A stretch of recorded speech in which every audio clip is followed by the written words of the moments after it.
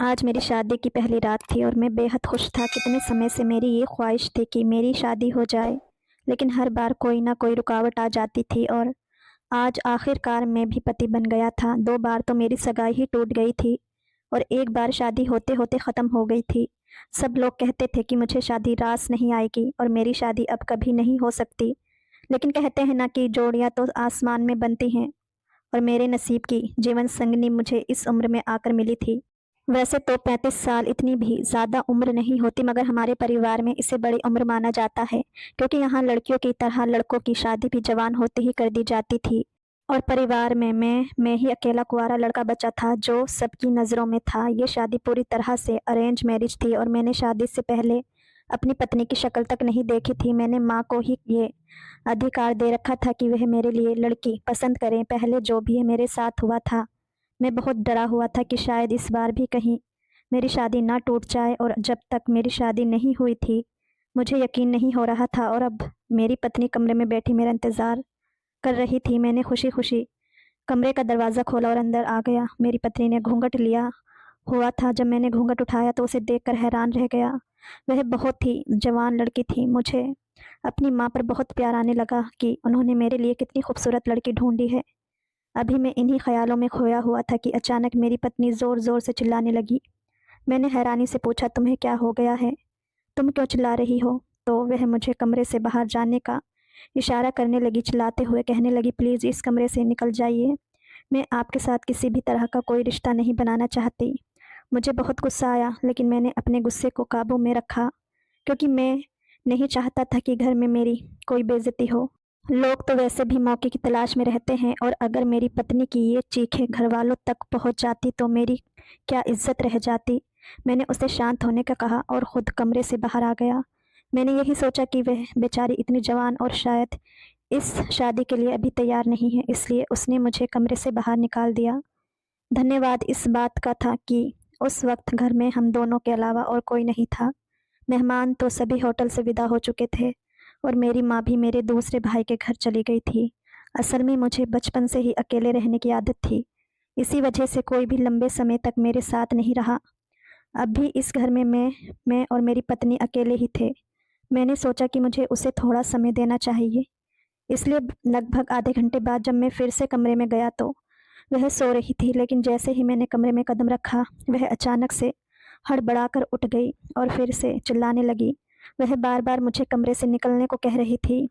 मुझे डर हुआ कि अगर उसने इसी तरह चीखना चिल्लाना जारी रखा तो पड़ोस के लोग ना आ जाएं, इसलिए मैं सब्र का घूंट पीकर बाहर बाहर चला गया। वह रात मैंने टीवी हॉल में सोफे पर सोते हुए बिताई। मुझे अपनी पत्नी पर बहुत ज़्यादा गुस्सा था, लेकिन सुबह उठते ही मैंने अपने गुस्से को ठंडा कर लिया, क्योंकि मैं नहीं चाहता था कि मामला और बिगड़ जाए। मैं इस मामले को प्यार और नरमी से हल करना चाहता था कि उसने मुझे रात को कमरे से बाहर क्यों निकाला।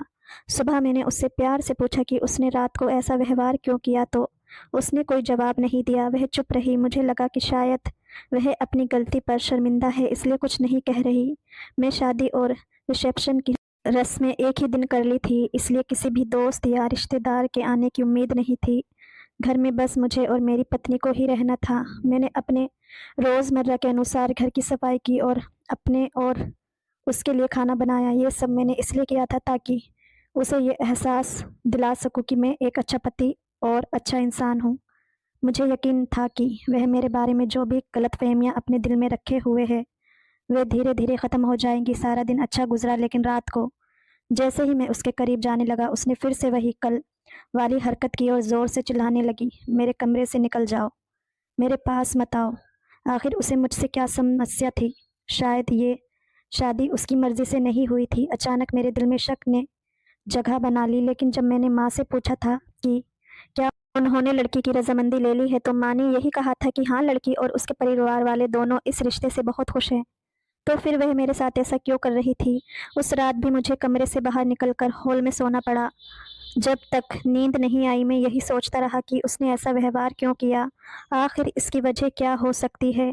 अगर कोई बात थी या कोई समस्या थी तो वह मुझे बता सकती थी, लेकिन इस तरह मुझे बेइज्जत करके कमरे से बाहर निकालने का उसे कोई हक नहीं था। मैं तो सिर्फ मोहल्ले वालों की वजह से चुप था, वरना मेरा दिल भी यही कह रहा था कि मैं भी उस पर चिल्लाऊं और उसे खूब सुनाऊं। मैं खुद को सब्र और सहनशीलता का पाठ पढ़ा रहा था। सुबह हुई तो मैंने उसके लिए नाश्ता बनाया। वह खुशी खुशी डाइनिंग टेबल पर आकर मेरे साथ नाश्ता करने लगी। उसके व्यवहार को देखकर ऐसा लग ही नहीं रहा था कि वह रात को बिल्कुल अलग इंसान बन जाती है। मैंने अंदाज़ा लगाया कि शायद वह अभी नादान है और इस रिश्ते की गंभीरता को नहीं समझ रही है। मुझे उसे प्यार और धैर्य से संभालना होगा। अगर मैं भी गुस्सा दिखाता तो बात बिगड़कर घर टूटने तक पहुंच सकती थी और मैं ऐसा नहीं चाहता था। पहले भी लोग यही कहते थे कि मुझे घर बसाना नहीं आता या मैं घर बसाना ही नहीं चाहता। मेरी टूटी हुई सगाई और शादी का दोष लोग हमेशा मुझे ही देते थे और अगर इस बार भी मैंने गुस्से में आकर कोई कदम उठाया होता तो कोई भी मेरी बात नहीं सुनता। हमेशा की तरह सब यही कहते कि इस बार भी गलती मेरी ही है, जबकि किसी को ये नहीं पता कि मेरी पत्नी मेरे साथ क्या कर रही है। आखिर शादी इंसान दिमाग की शांति, अपनी ज़रूरतों को पूरा करने के लिए ही करता है और जब उसे ही सब कुछ ना मिले तो फिर इस रिश्ते में बंधे रहने का क्या फ़ायदा। मैंने अपनी पत्नी को प्यार और धैर्य से हर तरह समझाने की कोशिश की, लेकिन उसने तीसरे दिन भी मेरे साथ वही व्यवहार किया। वह मुझे अपने करीब तक नहीं आने देती थी और ना ही छूने की इजाज़त देती थी। मैं उसके साथ कोई ज़बरदस्ती नहीं करना चाहता था क्योंकि मैं उसकी इज्जत करता था और कोई तमाशा नहीं खड़ा करना चाहता था, लेकिन उसे भी तो मेरे भावनाओं और मेरे एहसासों की परवाह होनी चाहिए थी। उस रात मुझे बिल्कुल भी नींद नहीं आई। मैं यही सोचता रहा कि आखिर मुझे क्या करना चाहिए, इस समस्या का क्या हल निकालना चाहिए और ये सब कब तक चलता रहेगा। रात के 2 बजे का समय था जब अचानक मुझे उसके कमरे से किसी की बात करने की आवाज़ सुनाई दी। मैं हैरान हो गया कि वह इस वक्त किससे बात कर रही है। कमरे में तो कोई नहीं था। फिर मुझे ख्याल आया कि शायद वह फ़ोन पर किसी से बात कर रही होगी, लेकिन किससे। रात के इस वक्त कोई अपने माँ बाप या भाई बहन से तो बात नहीं कर सकता, तो फिर वह किससे बात कर रही थी। मैं शक नहीं करना चाहता था, लेकिन उसके मेरे साथ किए गए बर्ताव की वजह से मेरे दिल में शक पैदा होने लगा। सुबह होते ही वह मुझे कहीं जाने के लिए तैयार दिखाई दी। मैंने पूछा कहाँ जा रही हो, तो उसने कहा मैं अपनी दोस्त से मिलने जा रही हूँ। मैंने उसे रोकने की कोशिश की और कहा मैं तुम्हें खुद छोड़ देता हूँ, लेकिन उसने साफ मना कर दिया और कहा मेरी दोस्त ने गाड़ी भेज दी है, मैं जा रही हूँ। मैंने देखा तो वाकई दरवाजे के सामने एक कार खड़ी थी जिसमें ड्राइवर बैठा हुआ था। पलक झपकते ही वह गाड़ी में बैठकर चली गई और मैं देखता ही रह गया। उसके व्यवहार, उसके हर समय फ़ोन पर लगे रहने की आदत, ये सब मुझे यही बता रहा था कि वह मेरे साथ शादी करके खुश नहीं है और शायद किसी और को पसंद करती है। तभी तो वह रोज़ मुझे कमरे से बाहर निकाल देती है। मैं भी रोज़ रोज़ के इस झंझट से परेशान हो चुका था। अब मेरी सहन शक्ति भी ख़त्म होती जा रही थी। शादी को पूरा 1 हफ्ता हो चुका था और अब तक उसमें कोई बदलाव दिखाई नहीं दे रहा था। जब वह अपनी सहेली के घर से वापस आई तो बहुत खुश लग रही थी। उसके चेहरे से मुस्कान हटने का नाम ही नहीं ले रही थी। ये सब देखकर मेरा खून खौलने लगा, क्योंकि शादी के इस पूरे हफ्ते में उसने कभी मेरे साथ इस तरह हंसकर बात नहीं की थी और ना ही कभी मेरे साथ बाहर जाने की इच्छा जताई थी। अब सवाल ये था कि वह सच में अपनी सहेली के पास गई थी या किसी और से मिलने। दोपहर का समय था और वह अभी तक अपने कमरे में थी। मैंने सोचा कि अब मुझे उससे साफ साफ बात कर लेनी चाहिए कि आखिर वह चाहती क्या है। जैसे ही मैं उसके कमरे में दाखिल होने ही वाला था, मैं अपना नाम सुनकर रुक गया। वह किसी से फ़ोन पर बात कर रही थी और बातचीत मेरे ही बारे में हो रही थी। मैं ध्यान से सुनने लगा। वह कह रही थी मैं तो उसे अपने पास भी नहीं आने देती। 1 हफ्ता हो गया है, मैं उसे रोज़ कमरे से बाहर निकाल देती हूँ। तुम इससे अंदाज़ा लगा लो कि उसकी मेरी ज़िंदगी में कितनी अहमियत है। ये सब सुनकर मेरी सहन शक्ति जवाब दे गई, क्योंकि अब मुझे यकीन हो गया था कि वह अपने किसी बॉयफ्रेंड से फ़ोन पर बात कर रही है। अब मैं खुद को और ज़्यादा धैर्य और सहनशीलता का पाठ नहीं पढ़ा सकता था। गुस्से में मुझे कुछ समझ नहीं आया कि मैं क्या कर रहा हूँ। मैंने पास रखा एक डंडा उठाया और कमरे की तरफ बढ़ गया। वह मुझे डंडे के साथ कमरे में आते देखकर हैरान रह गई और चिल्लाई, आप ये क्या कर रहे हैं? इसे क्यों लेकर आए हैं? तो मैंने कहा, बस अब मैं तुम्हें नहीं छोड़ूंगा। तुम मेरी पत्नी होकर मुझसे बेवफाई कर रही हो। मैं तुम्हें ऐसा करने की अनुमति नहीं दे सकता। ये कहकर मैंने उसकी पिटाई शुरू कर दी। वह चिल्लाती रही, लेकिन मुझे उस पर दया नहीं आई। आखिरकार उसने भी तो 1 हफ्ते तक मुझे दर्द में रखा था। अब मैं क्यों उस पर रहम करता जो मुझे धोखा दे रही थी। मैंने उसकी अच्छी तरह से पिटाई की और फिर खुद कमरे से बाहर आकर हॉल में बैठ गया। मैंने अपना सिर हाथों में थाम लिया। क्योंकि मुझे उस समय ये समझ नहीं आ रहा था कि मैंने सही किया या गलत। कितनी देर इसी सोच में गुजार दी, फिर अचानक दरवाजे की घंटी बजी। मैंने दरवाज़ा खोला और माँ को देखकर मेरी जान निकल गई। अगर माँ को पता चल जाता कि मैंने अपनी पत्नी पर हाथ उठाया है तो मेरी खैर नहीं थी। लेकिन असली झटका तब लगा जब मैंने माँ के साथ एक लड़की को खड़ा देखा। ये माँ किस लड़की को अपने साथ लेकर आई थी? मैंने उलझन में माँ की तरफ देखा और अभी मैं कुछ पूछने ही वाला था कि माँ ने जो कहा उसे सुनकर ऐसा लगा जैसे मेरे कानों से धुआं निकल रहा हो। माँ बोली, मैं जानती हूँ कि असल में तुम्हें अपनी पत्नी को उसके मायके से जाकर लाना चाहिए था, लेकिन मैंने सोचा कि ये काम मैं ही कर दूं, क्योंकि तुम्हारे मोंड का तो कुछ पता नहीं चलता कब तुम क्या करने वाले हो। मैंने चौंक कर माँ को देखा, ये समझने की कोशिश कर रहा था कि वह कैसी बातें कर रही है और इसका मतलब क्या है कि वह मेरी पत्नी को उसके मायके से लेकर आई है। मैंने माँ का हाथ पकड़कर उन्हें एक तरफ ले जाकर धीरे से पूछा, माँ, ये तुम किस लड़की को लेकर आई हो और क्या कह रही हो? मुझे कुछ भी समझ नहीं आ रहा है।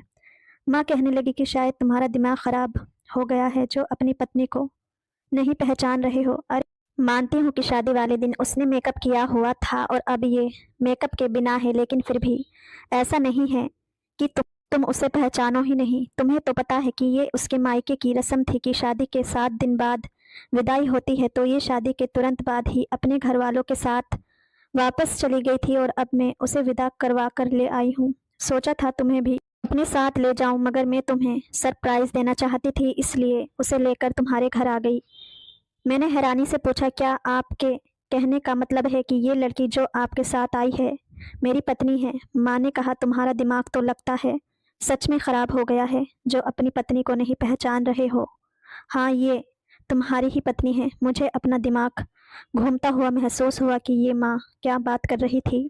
अगर ये मेरी पत्नी है तो वह कमरे में कौन है जिसे अभी भी मैंने पीटा था? मैंने तुरंत दौड़ते हुए कमरे में जाकर देखा तो वहाँ मुझे एक और झटका लगा, क्योंकि कमरे में तो कोई नहीं था। मैं तो पागल ही हो गया।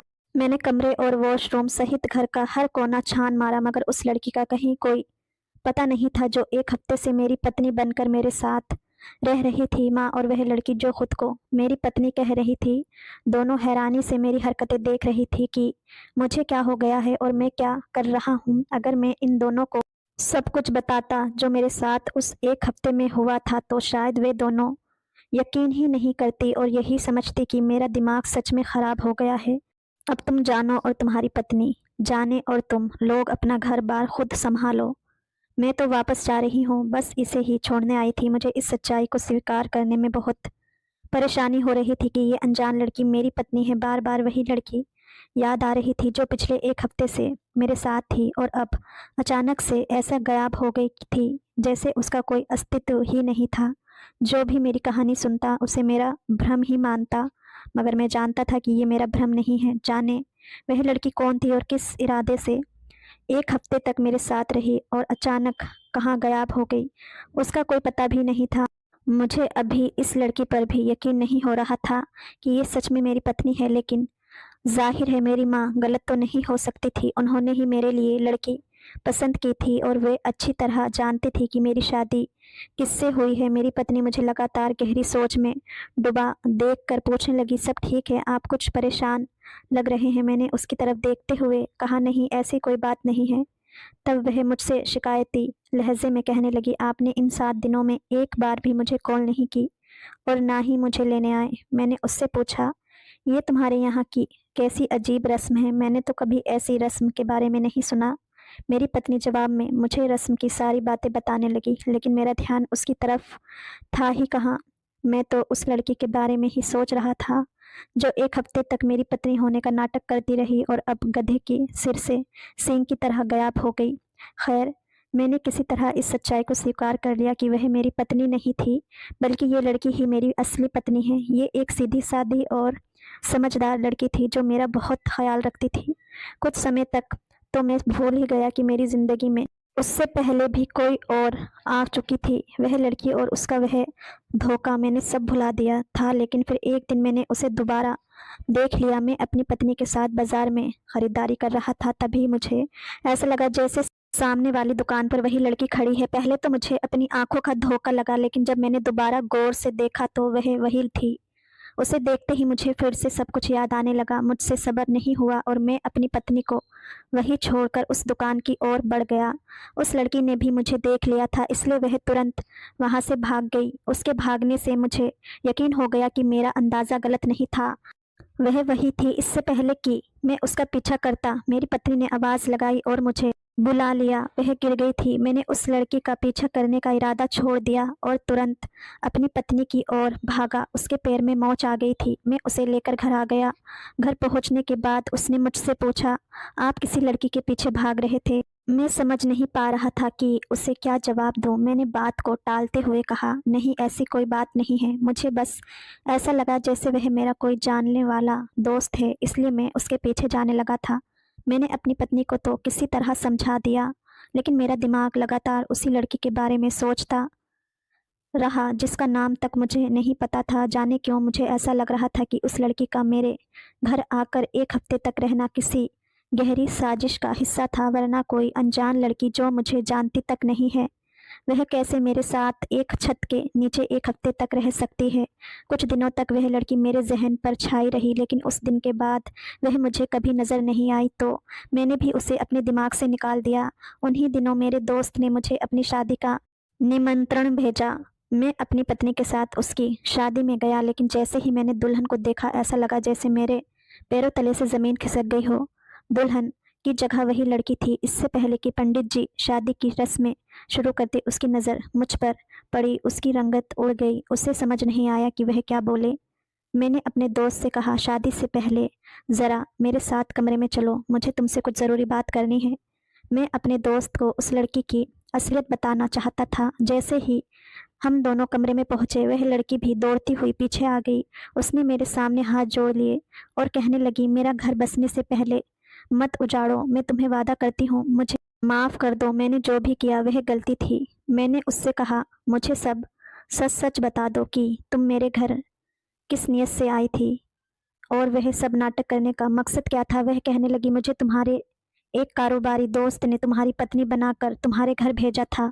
तुम्हारी माँ ने उसे बताया था कि वह तुम्हें यह सूचना दे दे कि वह तुम्हारी पत्नी को एक हफ्ते के लिए उसके मायके छोड़ने जा रही है, लेकिन तुम्हारे उस दोस्त ने एक योजना बनाई और मुझे तुम्हारी पत्नी बनाकर तुम्हारे घर भेज दिया। उसने कहा उसका प्लान ये था कि एक हफ्ते के अंदर मैं तुम्हारे लैपटॉप में मौजूद सारे कारोबारी राज हासिल कर लूँ। इसलिए मैं तुम्हें कमरे से बाहर निकाल देती थी, क्योंकि मैं तुम्हारी पत्नी नहीं थी। उस एक हफ्ते में मैंने वही किया जैसा उसने मुझे करने को कहा। मैं फ़ोन पर भी उसी से बात करती रहती थी। मेरा प्लान यही था कि तुम्हारी पत्नी के आने से पहले ही मैं इस घर से चली जाऊं। जिस दिन तुमने मुझे मारा था, उस दिन भी मेरा यही इरादा था। मैंने अपना सामान पैक कर लिया था और कुछ ही देर में घर छोड़ने वाली थी, लेकिन तभी तुमने मुझे मारना शुरू कर दिया था। उसी दौरान मुझे उसने कॉल की और बताया कि तुम्हारी माँ और तुम्हारी पत्नी घर पहुंच चुकी हैं, तो मैं जल्दी से छत के रास्ते वहां से भाग गई।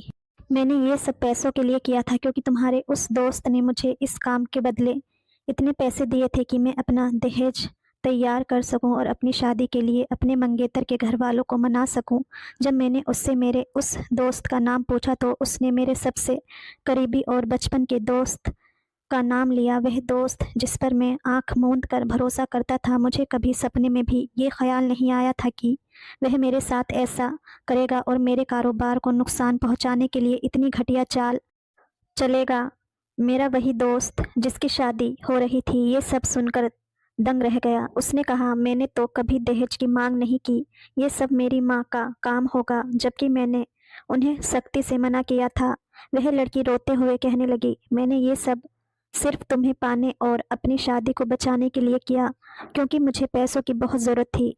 मेरे दोस्त ने उस लड़की से माफ़ी मांगी और उस लड़की ने मेरे सामने हाथ जोड़कर कहा, मैंने आपके साथ बहुत बुरा किया, प्लीज़ मुझे माफ़ कर दीजिए। जो होना था वह तो हो गया, इसलिए मैंने भी उसे माफ़ कर दिया। कुछ देर बाद उनकी शादी बिना किसी परेशानी के पूरी हो गई। मेरी पत्नी को इस सब के बारे में कुछ भी पता नहीं था और मैं उसे ये सब बताकर परेशान भी नहीं करना चाहता था। जो होना था वह हो गया, लेकिन मुझे एक सबक ज़रूर मिल गया कि अब से मैं अपने उस दोस्त पर कभी भरोसा नहीं करूँ।